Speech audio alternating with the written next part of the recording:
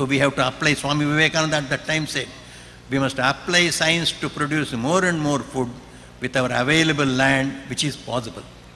That is, we should fight poverty. It should be a dynamic effort. Not that simply we cry about poverty and somehow just try to palliate that. We must fight poverty and unemployment with the help of scientific agriculture and technology and proper planning. Here, united efforts are to be made by governments, private organizations, and people in general. Regarding the role of adults in encouraging our youth, the youth should respect the old as seniors in experience and wisdom and try to get them for one's own benefit. Get their experience for one's own benefit. On the other hand, the adults also should be more liberal-minded to involve the youth in all their enterprises. Our young men and women should understand our uninterrupted 5,000 or more years of old spiritual culture behind each one of them. This one point Swami Vivekananda again and again stressed. We in this country, we have 5,000-year uninterrupted, continuous culture from the Rig Veda right up to today's 2010. No country in this world has it. This glory, each one of our young people must remember. So that will give them the greatest pride, which nobody in this world has achieved. We have achieved it. Every one of them are the children of the rishis of this land, irrespective of the race, caste or gender. All of us are children of the great rishis who were all-knowing, all-powerful. This culture must be taught to them in our educational system. Our children must get this pride when they know that they are the children of the great rishis. That will make them proud among other nations and will unite all of us as one nation. Our youth should learn more about our great ancestors than those of other nations. We know the history of other nations than our own nation, our own country, our own village. So we must start doing it the other way around. That would make them proud citizens of our country.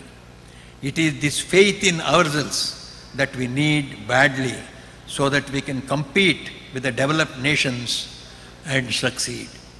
Here Swami Vivekananda tells that faith in God, faith in oneself and Shraddha are synonymous, are one and the same.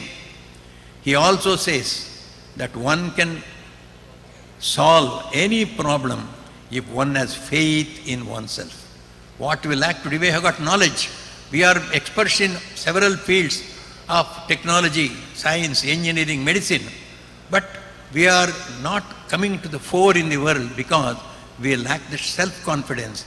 Swamiji said, have this faith in yourself. What you know you can apply, have this faith and go forward. You will succeed and you will win not one Nobel Prize, several Nobel Prizes every year. We have got the potential for that. Swami Vivekananda says, we have heard the Nobel laureate of our country, Sir C.V. Raman. C.V. Raman used to say, I won my Nobel Prize not by going to a foreign university.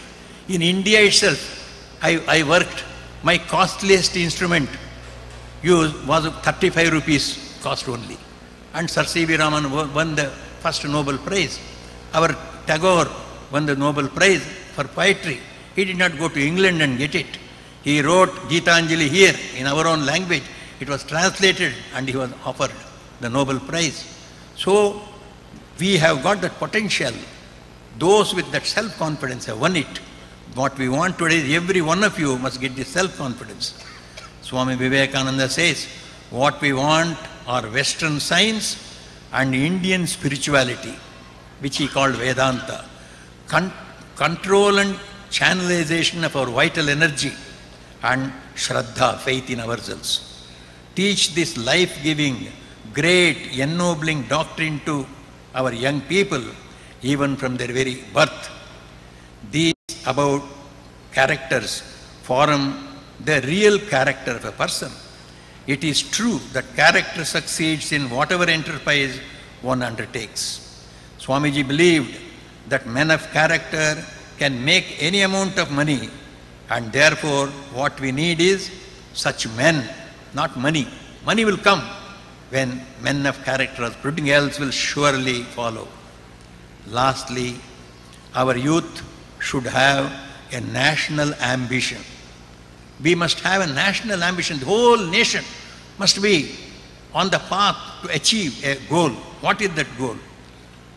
When we see the history of this world, modern world, Russia and China had a national ambition to establish socialism throughout the world and surpass America and other capitalist countries in production.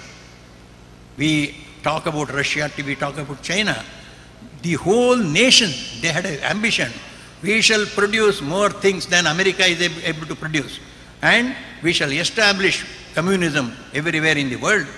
The whole nation, Russia and China, struggled for it. And you see how they have come up. Tremendous power. This generated tremendous power in those nations. And they came up. Swamiji has given Indians such a national ideal, a national ambition. That is, to surpass our own ancient glory and to build a new, modern, yet greater India in art, in literature, in science, in trade, and in philosophy. As Guru Murti has explained to you, in trade, we are better than anybody in the world. In commerce, we are better than anybody in the world because we have best in saving things and building a stable society. So with all this background, we must be able to build an India which will be greater than what it was in the past. Swamiji said, it is his blessing also to our country and to our youth. Swamiji said, this time the center is India. India must conquer the world, and nothing less than that is my ideal. How? By combining spirituality and material prosperity. We have to show to the world how to combine material prosperity and spirituality so that all on our globe may enjoy peace and prosperity. Not only one nation. When India prospers, we will share our knowledge with everyone. We will make everybody, everywhere, come up and live in peace and prosperity. There will be less war, more peace and joy when India will become a great superpower. This was Swamiji's idea, that India must combine spirituality and the social life, and we must show to the world both are possible. Our youth should carry this ideal in their hearts and try to carry it out through their intense efforts. Swamiji's blessings will follow them everywhere to bring them success and joy here and else, and eternal peace and bliss in their spiritual life also. Both they will get if they follow in the footsteps of Swamiji.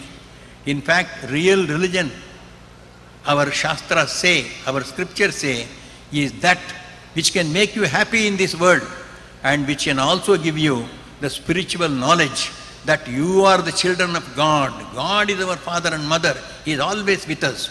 We are divine beings. We are eternal, immortal. We are capable of doing anything. This knowledge must come to us. The spiritual knowledge must also come, and we must also live happily in this world, earning good sums and being ourselves very comfortable in life, helping the society everywhere, irrespective of caste, creed or color, to come up also. This serving the society, at the same time ennobling ourselves by great thoughts and by concentration, by our Shraddha, by our faith in God, growing spiritually also. So we must grow spiritually, we must grow secularly also. India must be the richest country it was once upon a time. The wealth of Ind, Shakespeare sings. Shakespeare in his drama says, wealth of Ind, the wealth of Hindustan. Wealth of Hindustan was the thing that attracted so many invaders from outside, like the Mahmud Ghazni and others. Why did they come for 17 or 18 times to India to invade? Not for embracing Indian people. It is to loot our money. So much money was there in this. How did this money come? Because of our character, because of our sincerity, because of our cooperative attitude to everybody in this country.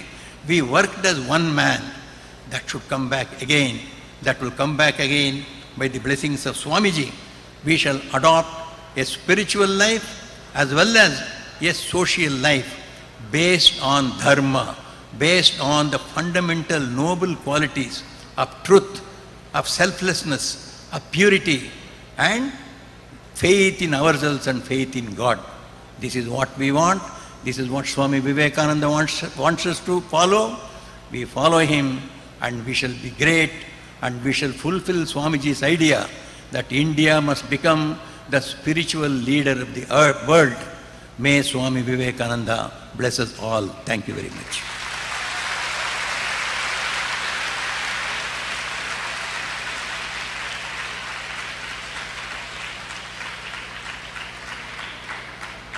Swamiji அவர்களுடைய ஆசி உரைக்கு அவருடைய திருப்பாத கமலங்களை பணிந்து நன்றியினை சமர்ப்பிக்கின்றோம்.